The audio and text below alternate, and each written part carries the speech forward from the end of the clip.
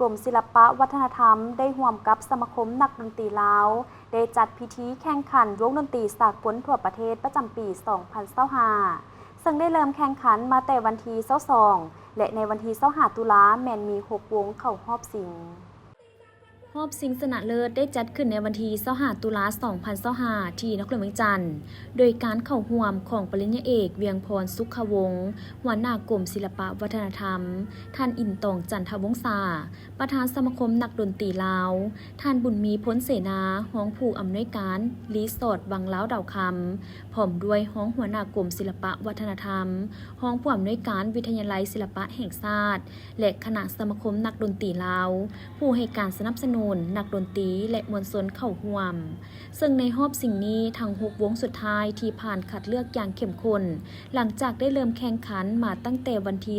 22หา25ตุลา2025บรรดาวงดนตรีที่เข้าร่วมแต่ละภาคแม้นได้โชว์ความสามารถและความคิดสร้างสรรค์ทางด้านดนตรีอย่างหลากหลาย